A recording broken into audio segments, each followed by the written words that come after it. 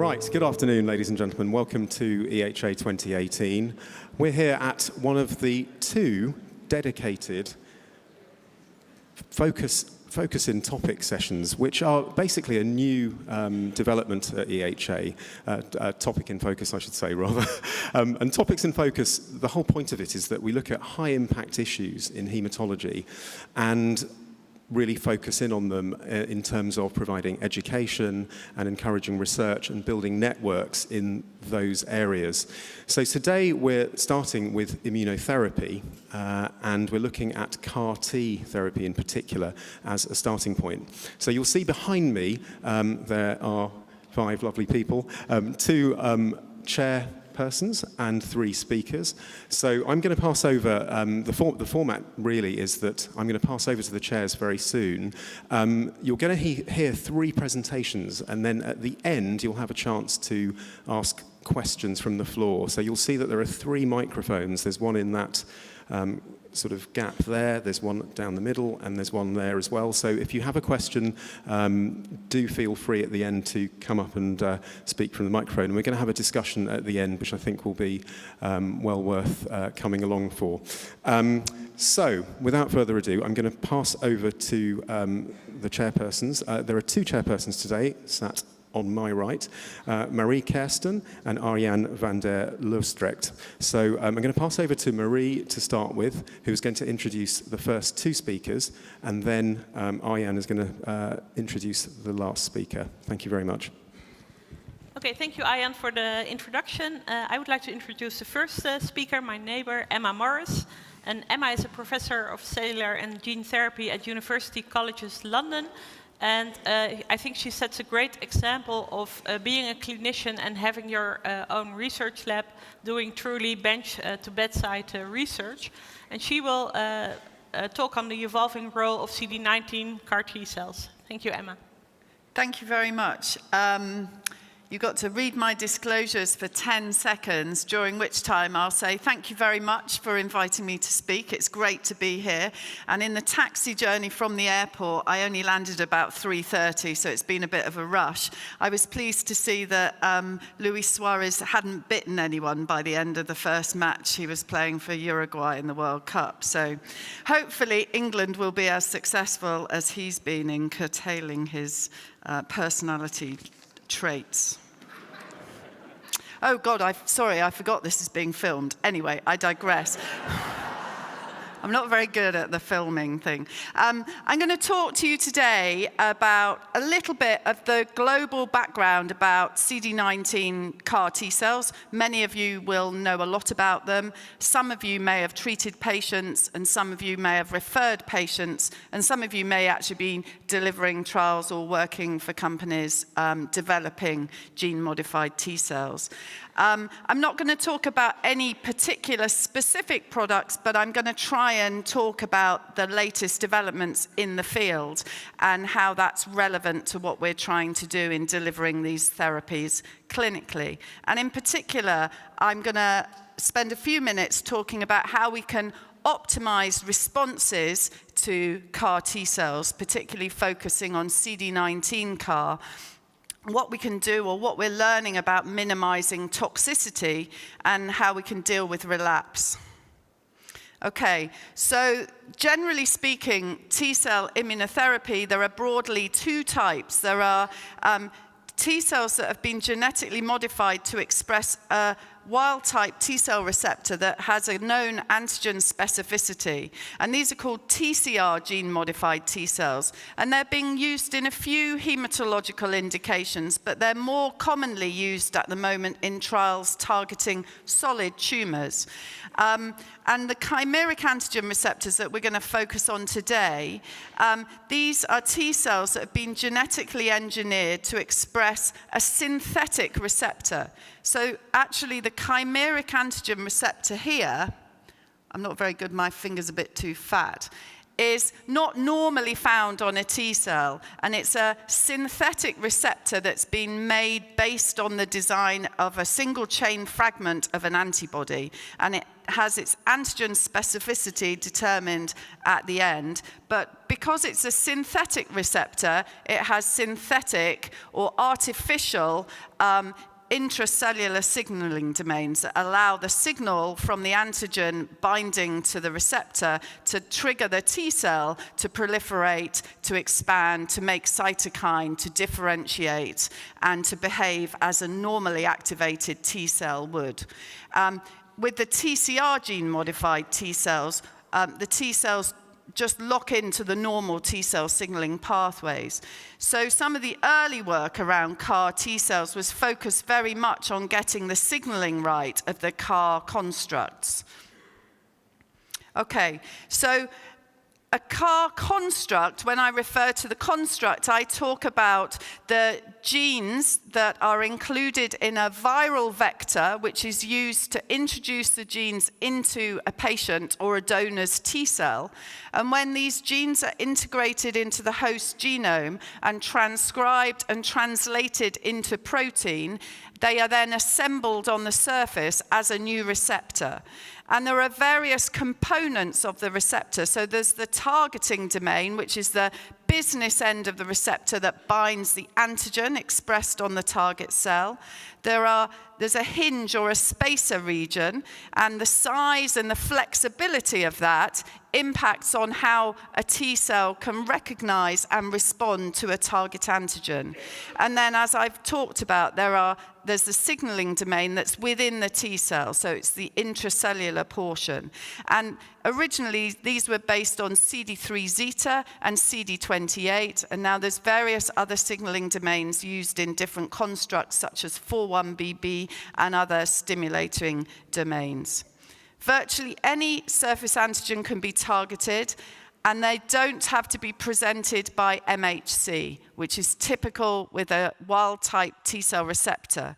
So the T cells are no longer HLA restricted, which is important, and we'll come back to that. There are many different factors that influence the function of a CAR T cell. So the actual promoters that drive the expression of the genes that are introduced in the T cell when it's genetically modified, and we refer to that as the expression cassette. Actually, the recombinant virus that is used to deliver the genes into the T cell, so what type of virus you use, whether you use a lentivirus, a retrovirus, what viral envelope proteins they are, how readily that's taken up by the T cell.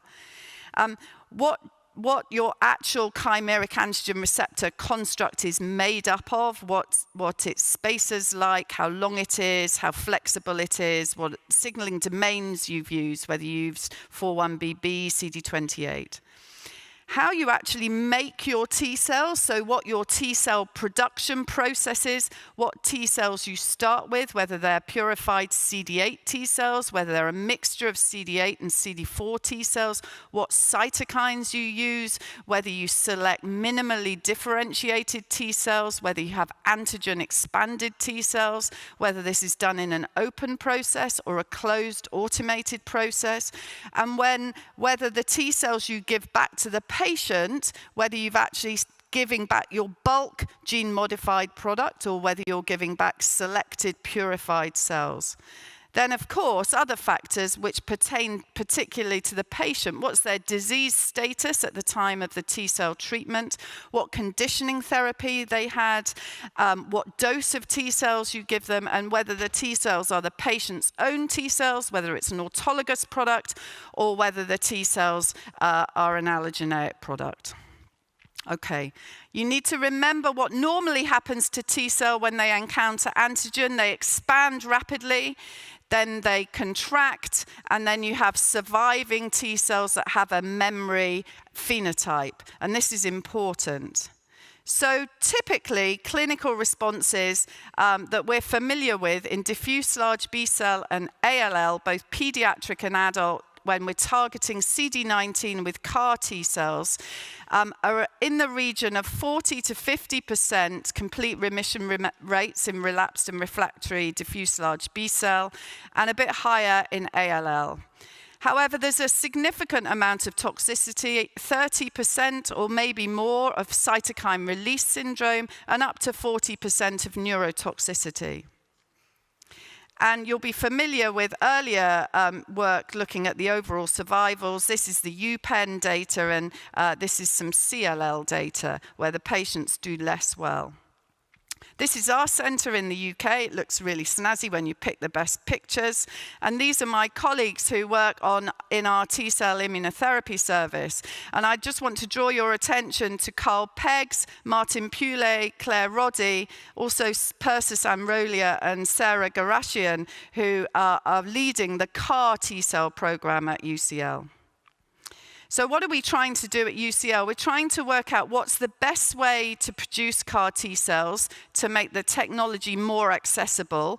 Can we generate off-the-shelf CAR T cells, so use third-party T cells, or can we optimize a purely automated process? And we have 2 trials looking at those. Can we use a more physiological CAR that targets CD19 and results in better engraftment? And one of these studies is the CARPAL study that looks at a chimeric antigen receptor with favorable binding kinetics with the target antigen. So it has fast on-off kinetics, which allows the T cell to serially engage and serially trigger and promotes persistence of the T cells. When we're worrying about CD19 negative relapses, can we simultaneously target CD19 and CD22? CD22 arises a little bit later in the differentiation pathway. So, to optimize response, some recent data presented this month at ASCO, a Chinese group. I hasten to say this is an academic study using 2 CD19 CAR T products, both with identical constructs, except one with a 4-1BB signaling domain and the other with a CD28 signaling domain. And they treated 19 patients with the CD28 signaling domain and 28 patients with the 4-1BB. And they noticed significant differences in terms of toxicity and in terms of persistence. The overall response rates were the same, but the CD28 signaling CAR seemed in this particular patient group to have higher CRS and higher neurotoxicity. However, all those toxicities were resolved within a month. This highlights the fact that every bit of the puzzle, including what the T cell is, what the signaling construct is, will impact on the outcome for our patients. I referred to the CD19 CAR receptor we're using at UCL, which we refer to as the CAT CAR, which we're using in 2 studies for BALL, both pediatric and adult. And this particular CAR has been isolated based on its binding kinetics in that it has very fast on and fast off rates. And we're currently recruiting patients to both of these trials, and it is our anticipation that we will get better persistence of these T cells with more physiological signaling. So, optimizing our T cell product, it's important that we know what the function of the T cell is before we transfer it, what its differentiation status is, and what the subset of T cells are. There's growing evidence that if you use T cells with a central memory phenotype, you get better clinical responses in terms of disease control and ongoing complete remissions. It's possible that products where there's more CD4 T cells as opposed to CD8 T cells have less immediate toxicities in terms of CRS and neurotoxicity. And recent data from ASCO has suggested that patients who receive polyfunctional T cells, so when the T cell is activated, it can secrete a whole different range of cytokines and proliferate, have better disease control. So this is some data suggesting that patients with a central memory phenotype CAR T-cell have better overall responses. And these two papers are absolutely beautiful. They're in patients treated for CLL with CD19 CARs. And the first one has recently been published in Nature and reflects the beautiful scientific story which identified a clonal expansion of CAR T-cells, CD19 CAR, a single clone of the adoptively transferred CD19 CAR T-cells that massively expand. And this had a knockout of TET2, and actually what this created was a persistent central memory phenotype in this T cell. And they went on to knock this out and very beautifully show that this population of T cells was controlling the disease. And similarly, also presented at ASCO by Rossi, was the demonstration that if you introduce polyfunctional T cells, and if patients have high serum IL-15 at the time of infusion, that aids expansion and significantly improves the clinical outcome. So what about CD19 DIM ALL patients or CD19 DIM diffuse large B-cell patients? Can they still benefit from CD19 CAR therapy? And the answer, I think, is probably yes. Many of our patients, as part of the inclusion criteria for the clinical trials at the moment using CD19 CAR, have to have staining and expression documented prior to being treated. And the reason this is important is because when patients relapse after CAR T-cell, CD19 CAR T, they can relapse with CD19 positive disease, or they can relapse with CD19 negative disease. And what is interesting is that the patients who have who relapse with CD19 negative disease are the patients who have had previous CD19 CAR therapy. So it's possible that some pressure on the CD19 expression, so more heavily pre-treated with towards the same target antigen, they're more likely to relapse negative disease. And therefore, we need to have strategies to deal with these patients, and targeting at the same time a different antigen is probably important. The other thing I would like to highlight here is that the response rates were independent of whether you had CD19 DIM expression. So I'm just about to finish because I think I've got a couple more minutes, maybe less. Looking at toxicity, the toxicity relates primarily to the activation of the T cell in the presence of large amounts of cytokine and interaction with activated endothelial cell surfaces and secretion of cytokine. And you'll all be aware that one of the main players is thought to be IL-6, and one of the key management strategies is the use of tocilizumab. There are other factors that help that we're trying to identify that can predict toxicity, and some of these biomarkers include markers of endothelial activation such as angiotensin II and von Willebrand factor. Patients who get severe life-threatening CRS tend to have a high burden of disease, so a lot of antigen when the T cells go in, which equates to a big signal for the T cells to expand and proliferate. The patients who've had the deepest lymphoproliferation, which will provoke the greatest expansion of T cells, also do. There appears to be a dose-related relationship with the number of T cells given. So, we talked about relapse, and this really is just a slide to tell you one of the things we're doing at UCL to target CD19 negative relapses. And we have generated T cells, and we have a trial open at the moment using T cells that have been transduced to express both a CD19 receptor and a CD22 receptor. And that these patients will then have a population of T cells that can target both CD19 and CD22. And our hypothesis is that this will reduce the rate of CD19 negative relapse. So we're interested in defining optimal CAR design and effector populations, whether we can modulate immunotoxicity without losing efficacy, and I guess we'll talk about that in the discussion. How important is the antigen load at the time of transfer of T cells? should we be using CAR T as a bridge to allotransplant, and how we can optimally combine CAR T with other therapies. So, for example, there were some presentations in ASCO in patients who had blinatumomab pre-CAR T. And how can we reduce the cost of these drugs? Is this going to be actually very difficult to deliver for our patients? These are some of the studies that we have open at UCL. We've treated, as of today, 43 patients. So we have, we're small fry compared to the US, but we're the largest centre in Europe, and we're gaining experience all the time. And I really want to thank my colleagues, many of whom gave me some slides. Thank you very much.